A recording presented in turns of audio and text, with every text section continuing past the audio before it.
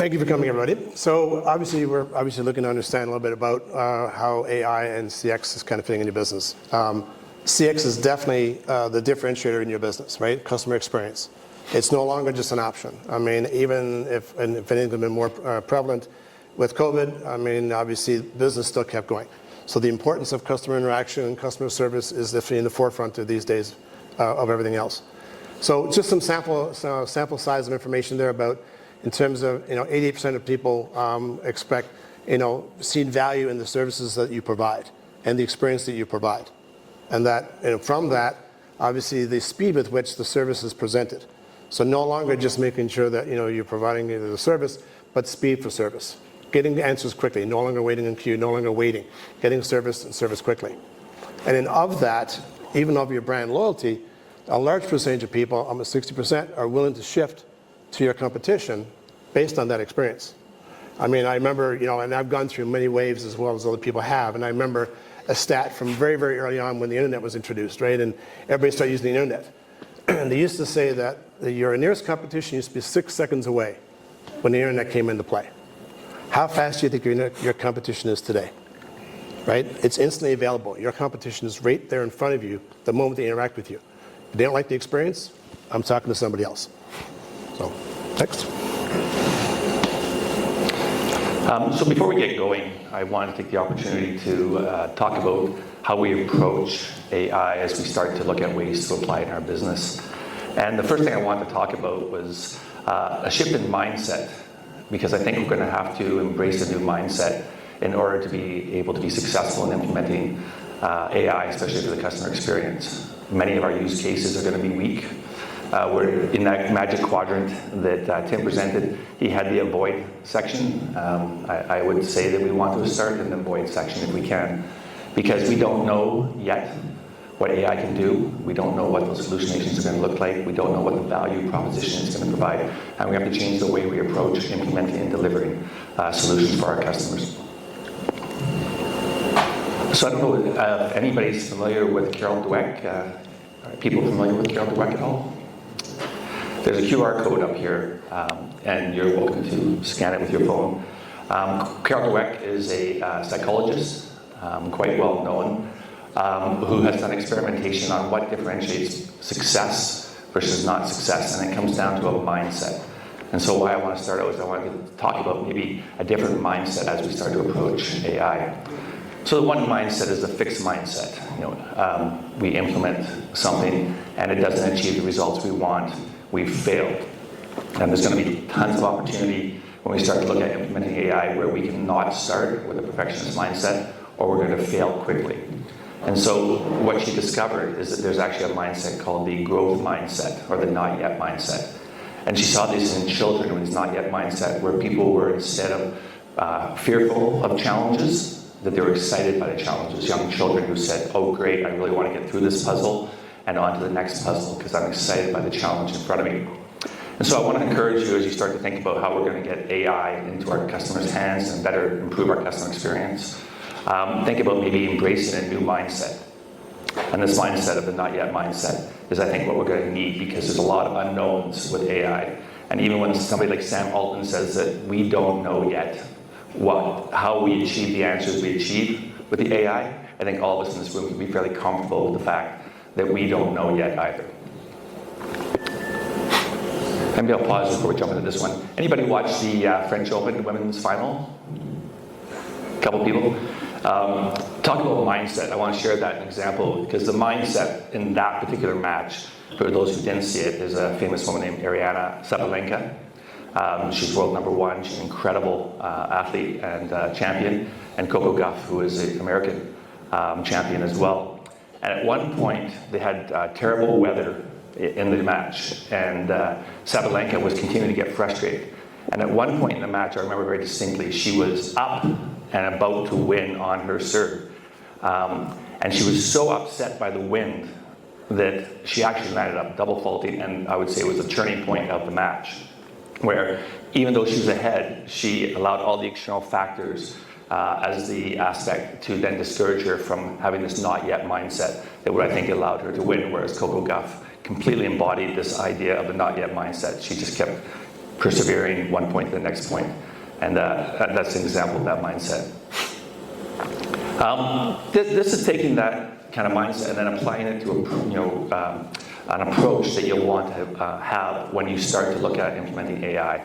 And one of the things that I've noticed in our industry is we have a project mindset. And the project mindset we have is the project on time? Is it within scope? Was it within budget? And with AI, all those things are going to be achievable, and we're still not going to be seeing the results we want. And so what I want to think about again, another movement of our mindset, and that is into a product mindset.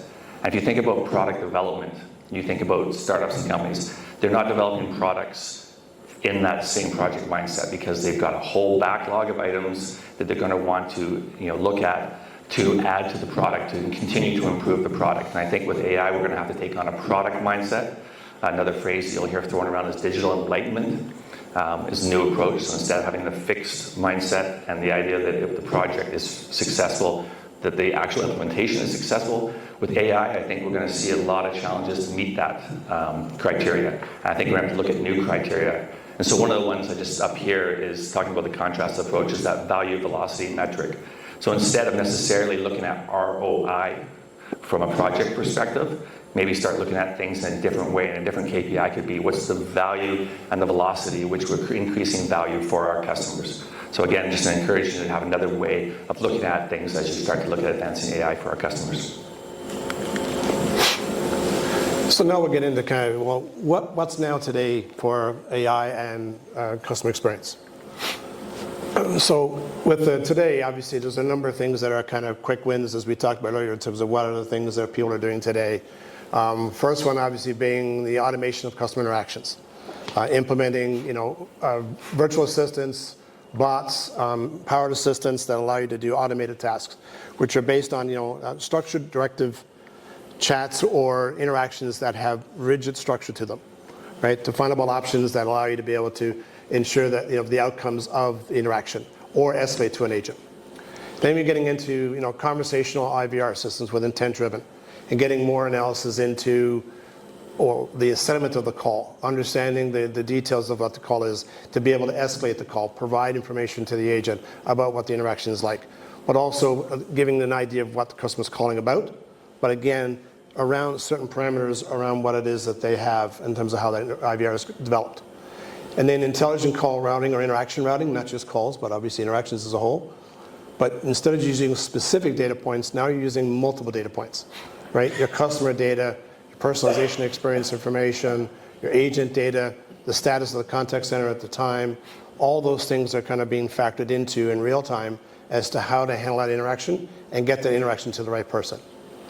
And then obviously automating certain tasks, right? Some pre-tasks, post-tasks, trying to make that more efficient as far as the process stuff. So under quality management. I'll just jump in here real quick. Shout out to our friends and partners at Telpay. The image that we have there is an Agent Force chat that Telpay has launched, and there were lots of lessons along the way in getting that agent ready, and there's still improvements in how we can make that use case even better and improve the customer experience. And we'll talk about some of the use cases around that, but just a shout out to our friends at Telpay. So getting into the quality management side, obviously there's a number of things that are being adopted now these days. One of them obviously being the most popular one is the Agent Assist. Being able to provide real-time transcription of an interaction, especially a phone call, and then providing a summary at the end. So instead of the agent having to then write up a summary of notes and putting it into the very system, now this system is automatically there for them to be able to have that impact. And then looping that in with guidance, right? So being able to direct the agent as to what the answers that's going on based on the conversation in real time.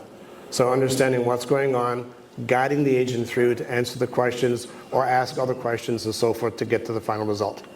And ultimately providing a feedback loop so that your agents can then provide answers back to your internal systems as to the accuracy of the information, or something is missing or something is needed, right? Which then further drives that whole loop as well. So I'm going to jump in here and be a little conversational. Anybody implemented a quality management system within the contact center space here today? Barron, anybody heard of Barron? You have? Yeah, well, you know what it was, the weight that came along with that solution in the past, and to see it in its new iteration is an example of where AI is taking us in a direction that's going to be beneficial. And that being said, especially when you get into data analyst for analysis, obviously now that AI insights, that information you have, all those data points that you have for your phone calls, your chats, your transcripts, the information about what it is they're calling about, what the information they're retrieving, what information is being provided, a lot of that now goes back into the analysis as well, right? It allows you to give me more sentiment analysis as to what's going on, why they're calling for, what I could do better to provide my service, and then getting into more predictive, right? Understanding why they're calling before they call, and understanding what it is I got to do to provide service to help either improve services or products. So on the left side, there's an example there, just an example where you're just looking at an email, looking at some pertinent details. Initially, just certain key points, right? Sentiment, intent. But if you go to the next part. Sorry. So now think about going even that much further, right? So this is an example of where AI-driven analytics looks at everything about a particular interaction. So not only do you have the typical, I can go back and play the recording and listen to that interaction between the agent and the customer, now all my data points about that call has now been translated. Every word has been looked at inside the transcription. Everything has a relevancy score, intent, sentiment, allows you to provide an output in categories down to the transcription, which then you can then feed back into your loop, right? Automatically to how you want to make your processes going forward, okay? And then we get into, obviously, some more automation post-call processing. So think about your agents that do certain tasks during their after-call workup process. I've done the interaction, I've finished my email, my phone call. I have a series of tasks that I might need to do. It's in system A, system B, system D, whatever it may be. Now I can automate this process where those systems can now talk to each one another. So once I disposition or end my interaction, processes get kicked off automatically to update. And then that shortens the time the agent is not able to get to the next interaction. But it also improves the automation process, sending notifications, updating the ERP systems for order systems, whatever the process may be at the end, right? So it automates that agent process step. And here's a list, a nice eye chart for everybody in the room. Not too bad. Of all the types of use cases that we're talking about at interaction level for customer experience. So some of these are going to be fairly straightforward for the people in the room. I'm just looking here.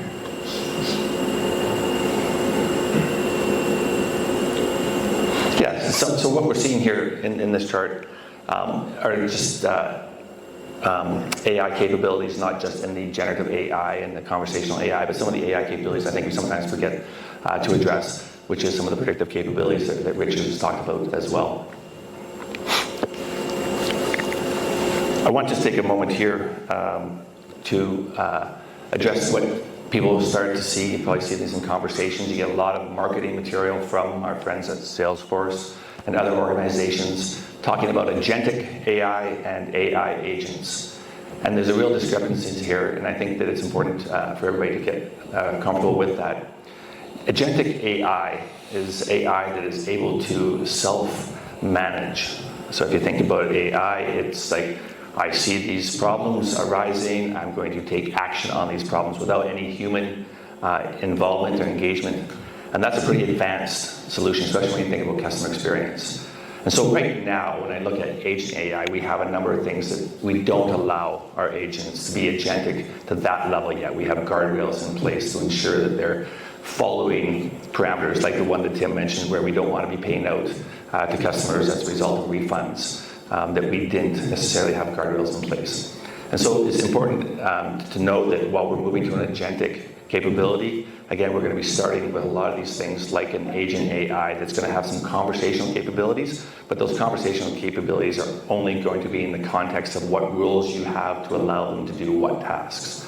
And so you're going to be starting from a very limited use case that could be something like, scheduling a meeting for you on a 24/7 engagement, but we're not letting let the agent evolve to take on additional actions. question. When would you use the agentic versus the AI agents then? I think, sorry, microphone. I think we're moving to the agentic, and I think that we're starting to see agentic behavior in it. But I think when it comes down to some more customer-facing use cases, I think we're going to be evolving towards that. But I don't think we're quite there. And I honestly don't know that some of the technical solutions are there yet either to be able to start providing that level of capabilities. I don't know. We can talk about this further. If you really would want to have that quite yet in your evolution of the customer-facing AI capabilities. Again, we're talking about a customer experience use case here. A great segue, because if we talk about what I'm seeing in the industry, there's really two aspects, and I think Tim alluded to this already, in terms of how we're looking at customer experience. One is the AI assistant to the human experience, which is the AI augments the personal capabilities. So the thing that already highlighted here, great thing of AI is it summarizes, it aggregates data, it provides context into previous interactions around sentiment. All of those things can help our agent to have a better conversation with the customer. It can also help us with our campaigns or our outreaches to better be able to connect with that customer as well. And then the flip side of what we're seeing is what we're talking about in customer service is where we're starting to have then the AIs take on capabilities at the front office, or actually taking calls, actually taking chat interactions, actually taking email interactions, even responding conversationally with customers. This is obviously going to be where we're going to see the maximum return on our investment, but I think it's also where we're going to have to be willing to start with that not yet mindset, where we're going to start with some very simple use cases. And I'd argue that some of the use cases aren't going to give us that ROI that we think they are, but they are going to do things that help us stimulate our thoughts, think, well, this is actually working in the context, but it's not reaching enough customers. So how can we make that AI agent now reach a larger customer pool? Oh, we see that it can do this one task, but we're seeing that customers are looking for an additional task, and we're having to hand that off to humans. Let's give this the additional task and start to see how the agents can handle that. And one of the big ones, the big win for the AI agent is the 24/7, where you can have AI agents working, trained once, and continue to evolve the training, whereas bringing on people for 24/7 is almost impossible, or you have to go to outsourcing that for contact center. And then the other thing will be for some customers is the ramping up of agents for seasonality. So in the retail space, whereas traditionally you would have a ramp up for agents around the holiday season, taking on things like returns and stuff like that. Now you have the option to start to implement customer-facing AI to start to handle some of those basic things. And one thing I can add to that with regards to the agentic, a lot of solution providers now are moving towards template-sized AI assistants to leverage agentic AI, but are also putting in place appropriate guidelines and governance tools, right? So that if you're going to leverage some of those tools, because for some organizations, they don't know where to start, what to use, or whatever. So being able to template-size some of those common use cases that are across multiple data centers or contact centers, whatever service vector you have, now they're able to leverage that, right? So they're kind of bundling it, but it really has to incorporate some of those guidelines and governance behind it, so that you don't, like you say, do things that you didn't intend to do. So with regards to what's next in terms of AI, I mean, obviously there's a number of things, as we saw earlier, about some various groups that were different areas, use cases that are having a different progression depending on your environment. But some of the top ones obviously getting into hyper-personalization. And this is taking that unique experience, making it relevant to the person that you're creating the experience for, based on the information that you have available, information from the customer history and everything else. So it's really creating that unique experience. You get it right, you got great brand loyalty, right? Get it wrong, and now you've just made a bad experience for your customer, right? So hyper-personalization is definitely there, so that call flow is no longer just a call flow, it's a unique experience for the person. So the next one?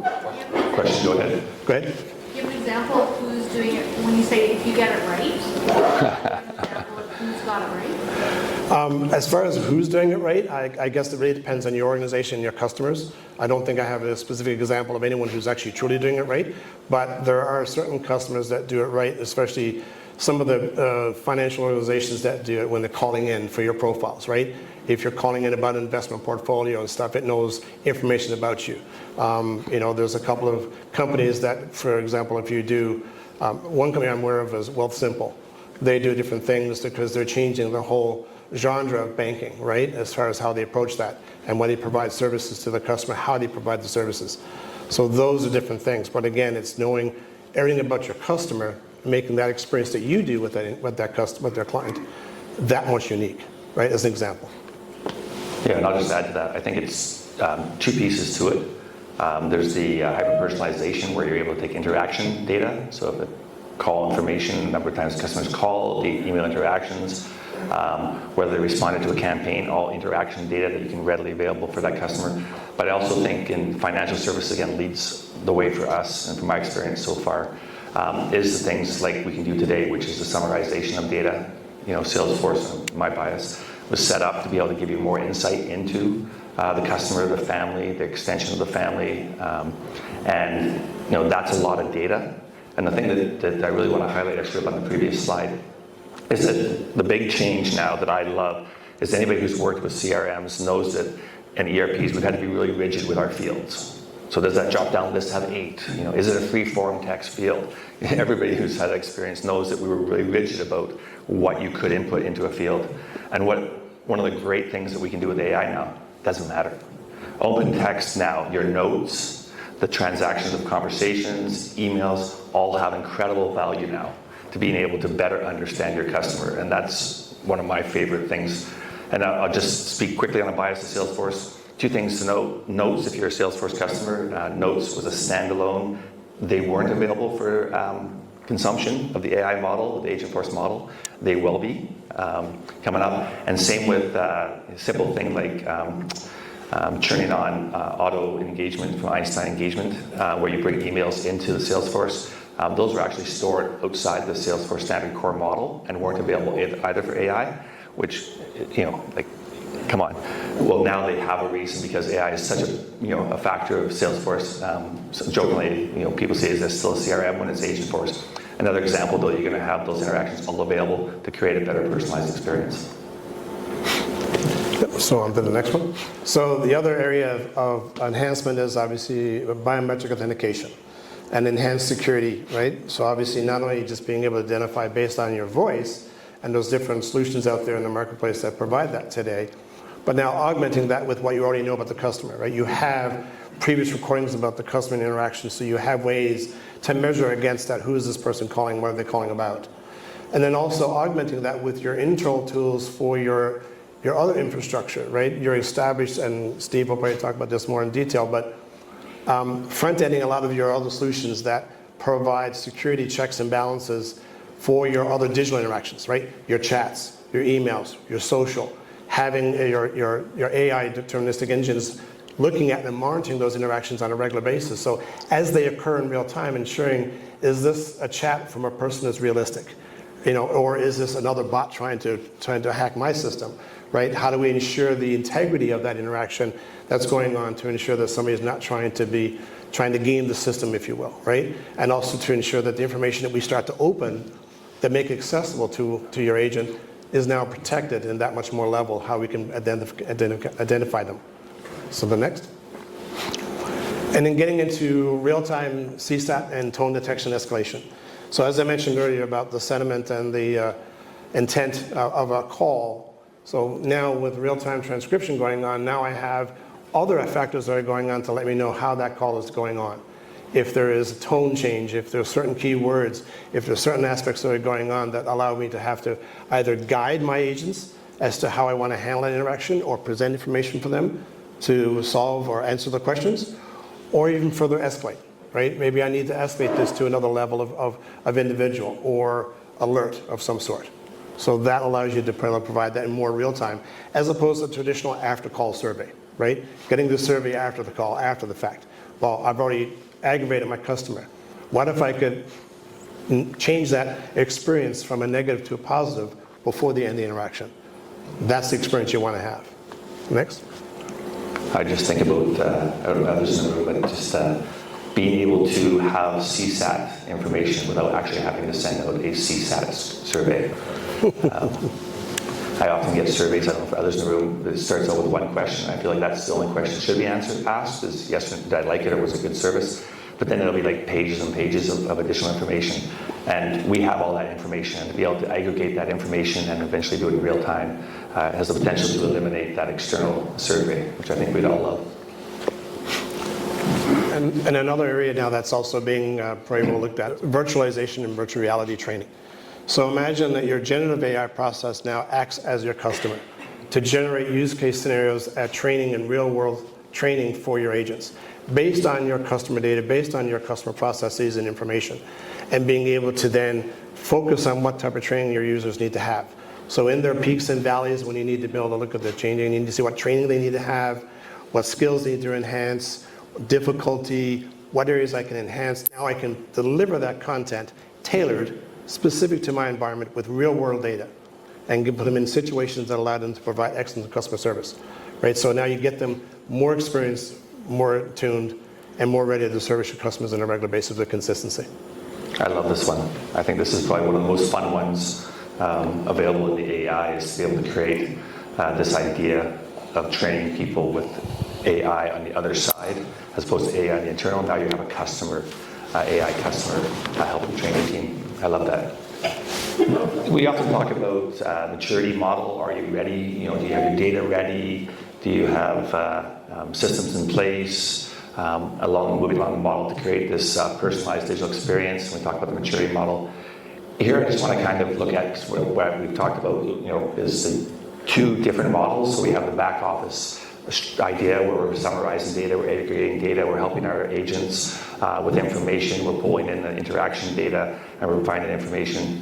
And then we're starting to look at iterating how this is helping to benefit our customers and creating improvements, and eventually moving towards where we're going to have it's an integrated customer experience where we're going to have all this information also available to our agent who's front of the customer experience. So not just is it going to be supplementing our human agents, it's going to be supplementing our autonomous agents as well. And so it's going to start to integrate some of the stuff we're going to be starting with, which is that summary aggregation data helping our humans, and eventually that's going to evolve to helping our AI agents as well.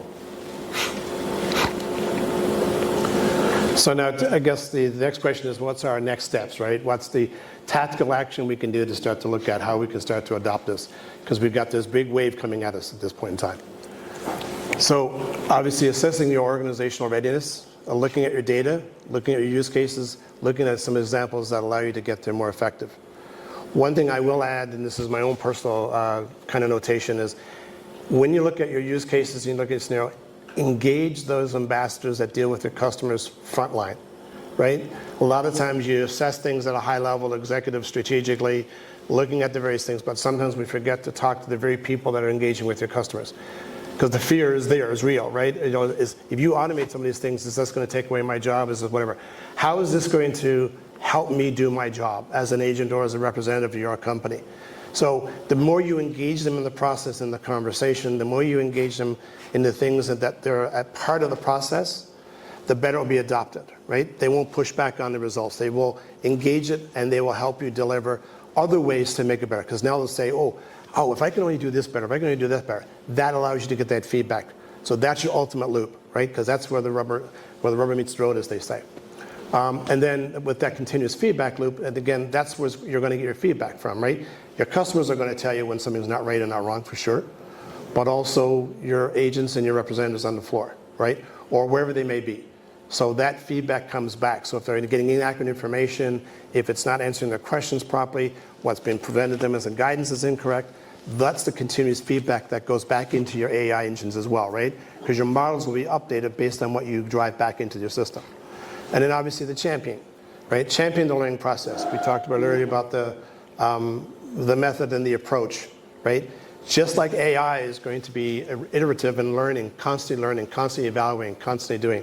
It's the same thing with the processes, same thing with your people management and process, right? It's a process, an evolutionary process. So that continuous momentum of not yet there, but striving to get there eventually, because that not yet will always be different, right? Once you get there, then what's next? Because what next will be coming. We're going to just finish up here with just a statement that hopefully encapsulates what we're talking about. Then, of course, I want to turn it around and get some feedback and conversation going. I want to hear kind of if people are willing to share where they are in the journey and using AI to change the customer experience. But this is really our kind of encapsulated statement, AI and CX. Success isn't about being first, it's about learning quickly. I think we all have to be comfortable with the unknown and start to take the little steps that will evolve our understanding of the AI as it, in terms of the customer experience, and start to look for new metrics on terms of how we're being successful with this and moving from the project mindset where, again, on scope, on budget, and is it delivering the value we want, and taking an incremental way of looking at how these minor changes are going to help to drive even further value down the road. And of course, we'd love to partner with you in the transformation process. So with that, I'd love to open up the floor and get input or questions. We had some great questions. I guess I'll ask a question to start. How many people are already on the journey of using AI for the customer experience? And so is it predominantly the first piece where you're starting to look at ways to summarize, aggregate data, and or find interaction data? Or are you starting to look at customer facing? Yeah, go ahead. Already implemented several things. Okay. Customer facing, internal, or both? We have a website. I've got an outbound bot that's calling and putting in our calendars, appointments for clients. We've used AI for videos. We've used it for newsletters that's going out every week. We're using it for blogs. Content creation. Content creation, yeah. Yeah. So where next? Hopefully lead generation will create for us. So looking at aggregated data brought in from disparate sources and automatically using AI to create campaigns and outreach for lead engagement. Yeah. And also qualification, right? In terms of the qualification of those leads. So you can prioritize which ones are valid good leads or those that are probably ones you probably would secondary lead. Exactly. So if I could ask you one more question without putting you too much on the spot. Are you finding it's an iterative approach? Are you getting ROIs from some of the simple use cases? Is it driving towards an end? We've had 2 failures, bad failures, and we've had our first real major success, and we're applying a second use case for AI, which will be used for a campaign. You're saying that we're hoping also will be very successful, like use that as good for us. Yeah, amazing. Thank you for sharing. And that's exactly what we've tried to encapsulate today, is that journey where the failures are going to be the lessons, and there are going to definitely be failures along the way, especially with AI. There's just too many factors, quite frankly, and I think our use cases are going to be misses at times. We're going to get there. And I think one thing that's going to be exciting is Tim highlighted the ROI on that one example. When we start to actually get it right, I think it's going to be just like social media or interest media, as we call it now, where it's a hyperactive curve on the other side. Thank you. Anybody else have a question or want to share? Are you ready? Yes, love it. We're reevaluating our chatbot solution. What chatbot do you think is the best out there right now? We've got two different opinions there, teams here. So Richard is his focus is on the customer experience from a contact center perspective, and I lead the Salesforce service line. We also have a solution like MindTXN. It's one that we're producing at Online Business Systems to meet customers' needs, and it really comes down to several factors. In my opinion, if you're a Salesforce-centric organization, you've already got a large investment in the Salesforce platform, and that is your system of truth, and you want that to continue to be your engagement layer. It's really a kind of I won't say a no-brainer, because you're going to have to negotiate licensing and costs. I think Salesforce is struggling with the costing model, and I think it's still evolving. quite frankly, there, and we'll see more with the two recent major acquisitions by Salesforce of Informatica and Conversions. Those are huge acquisitions. They're going to change the capabilities of the agent and Agentforce there. So that's one perspective. If you're a contact center centric client, you have a call center that's over 100 seats, for example, you're already looking at a solution or using a solution like Five9, where Richard tends to focus his time and stuff like that. You might have that bias and perspective where you're going to want to go with that. And then if you're an organization that doesn't have either, and you're thinking, hey, we want to be highly experimental, we want to look at what the low-cost option is, taking and evaluating the risk that we can do that, then something like MindTXN is absolutely a great solution in that particular instance. So 3 different use cases there to that question. The only thing I would add is I'm on the Five9 side, for the contact center side. And obviously the foundations that it talks to is looking at what platforms allow you to open, right? So if you're a Five9 today and you move to something else tomorrow, is that transportable, right? Is what you integrate to how you connect to it, right? And when we talked about, we mentioned ChatGPT today, we mentioned Google, we mentioned a number of different platforms. So whatever platform you're going on, obviously part of that analysis and journey in enterprise architecture is determining, am I locked into something, or do I have that flexibility so that if I did change that platform for one reason or another, I still have the functionality of my service I'm providing my customer. I don't have to rewrite everything, which we don't want to do, right? So we're looking for what you have, it's open, but gives you that fully integrated platform as well. Thanks for the question. Yeah, please. I'm just wondering, you work with a lot of companies probably who have a variety of different skills across AI knowledge, and I'm wondering what you're seeing in terms of workforce development and the kind of critical skills that are necessary to bring a workforce, like what kind of skill gaps, or what are you seeing in terms of the need for workforce development? You talked about call center agents kind of being personalized training on the job. But I'm also wondering from a broader workforce development perspective, as we're integrating AI technologies, where are you seeing gaps in workforce development, generally speaking? And then what do you anticipate in the next 3 to 5 years, those major skills that both educational institutions will have to be focused on and organizations will have to be hiring for? Do you want to start? Sure. No more questions from you. Well, yeah, it's really very broad. I think you're right. I mean, that's going to be a challenge for a lot of enterprises, is how you bring in some of those skill sets in-house, right? And then you want to develop those people to learn those skill sets, but also at the same time, them taking that and going elsewhere, right? But if you are, then you're doing a good job because you're helping them foster their knowledge and experience. The negative side is that you're constantly having to retool and re-engineer and rehire. And even some of these solutions obviously are trying to simplify the use of that technology. So the biggest part is on the admin side, where do I get the skill sets, right? And I think you're going to start to see, even as Tim alluded to earlier, that there's going to be some of this technology we will use as a user in our every day. I mean, you use it every day in your social tools, you don't even realize it, right? That stuff is there and present. But I think there's certain aspects that are certainly improving. And the power from a software development perspective, I can see educational institutions being very challenged, whereas before we used to teach people how to code. Now we've got a platform that actually allows us to do the code. I don't have to do any code. I haven't been doing any code for the last 2 years. I give it a 2-line command that gives me everything I need. Done. Right? So how do you retool that? But there's technologies behind those platforms, right? If you're going down that path. Enterprise-wise, it's really about understanding those platforms and foundations and the governance that goes into being able to use them. That's going to be the largest skill sets. I'm going to try, maybe not the most politically correct word. I think operationally speaking, we're very immature across organizations. That's been my experience.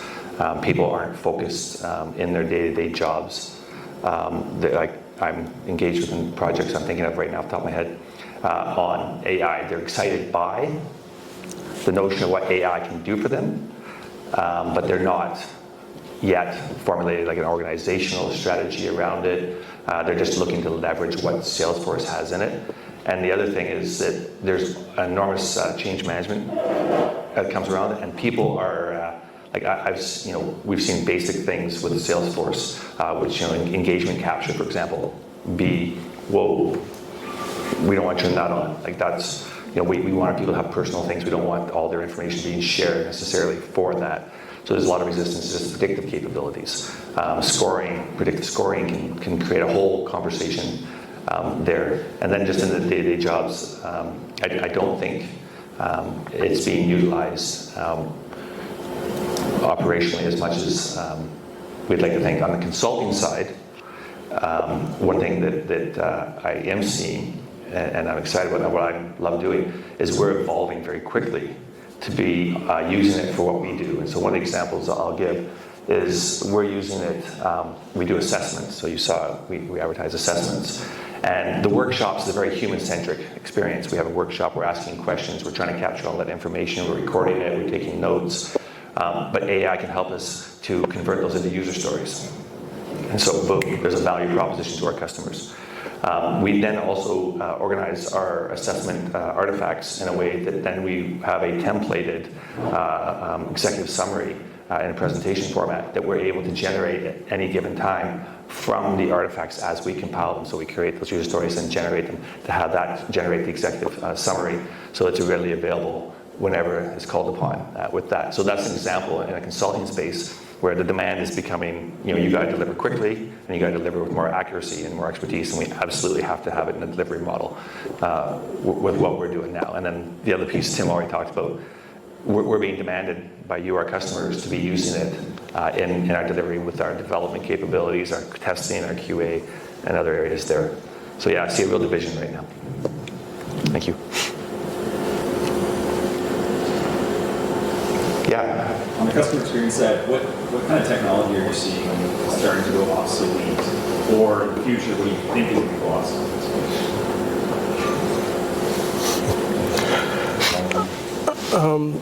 I guess depending on obviously the side-by-side is going to go away, right? And certainly the technology, the means with which to do certain pieces. It's funny, they initially said the voice was going to go down, right? Initially that voice channel was going to go down. The advent of digital was going to be going up, and everything was going to be all chat, email, and social, and everything else, right? And emojis and so forth. And that the voice part was going down. But it's a bit of an interesting uptick as well, right? Because at the end of the day, how do you ensure that you've got the empathy? How do you ensure that you can convey tone? How you can convey that? It's not always easy to do. If you're training somebody on digital, on a social or chat or email, to put that context in your communication. Versus if I'm talking very slow or not very good or whatever, it's a lot more way to control that, right? So it's interesting to see where that's going to go. I think the big scary part is that, is the generative AI in terms of the simulated voice to simulate you. So I think I'm talking to you, but I'm not. So the technology to ensure that the identification process is finding ways to find markers to ensure that you are who you are speaking to me and not something that was generated. That's going to be a big challenge, I'm sure. I agree. Yep.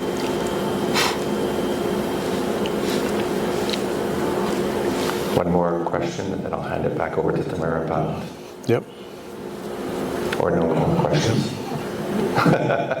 And you can pull this off to the side as well, so we'll be here as well. So if you have any questions, by all means, approach. We don't bite. Oh, I'm supposed to do something here. Yep, you got one more slide. Oh, thank you. Go ahead. What feedback are we getting back from customers? How do they feel about talking to them? I mean, everybody hates voicemail hell and the famous Seinfeld line of just tell me when you want to watch, right? That's right. What kind of feedback are we getting from customers that are being serious about challenges? I think for certain organizations that are adopting it with the customer in mind and understanding your customer, like know your customer, right? I often find sometimes there's always a gap between their understanding of the customers when they start to do their own use cases. It's amazing how much they don't even realize there's certain processes that they thought they were doing, but they're not doing, or they weren't following, right? And then when they flushed all that out, it's the same thing with their customers, right? Understanding the uniqueness of the customer. That personalization is changing that.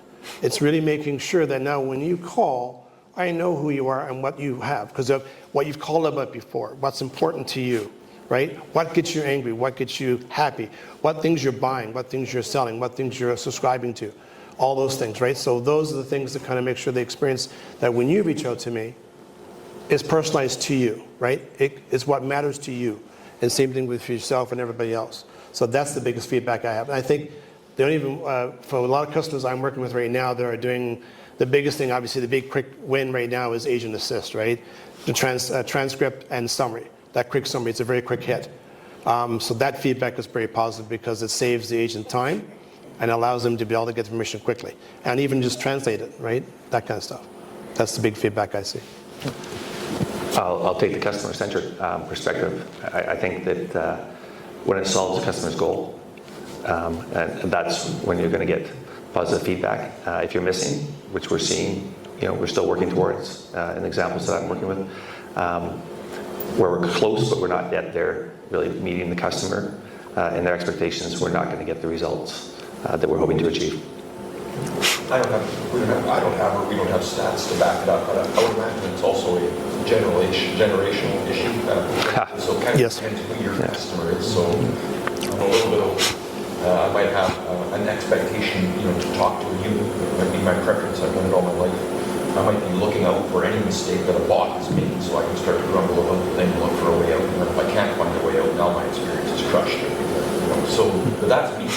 And I think a younger generation is more expectant of just making sure that they have a service response and interaction where I am, when I want it, on the device that I've got. So if you can provide me that, I'll be more tolerant of normal technology. So I speculate that there's a lot of generation. There is statistics available on that too. Yeah, and even the generational stuff, I mean, for certain generations, that interaction is not always singular to one channel or modal, right? I may get up and start off and fire off a tweet, go get a shower, and then I may follow up with a phone call in the car, and then maybe when I get to the office, I may follow up with an email, right? So it's that interaction could transpire over multiple channels, depending on the generation that you do as well, right? So it's that singular interaction, but through multiple modals as well. Thank you. That's a great question. Like I said, I'm still not. I'm aspirational in what I want to see for the customer experience. I was raised by restaurateurs.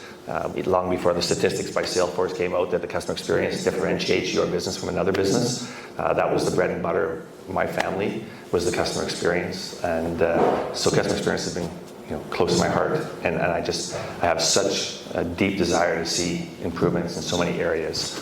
And this is one area that I think is going to evolve to provide that customer experience that we've been so looking forward to. Thank you very much. Yeah, thank you.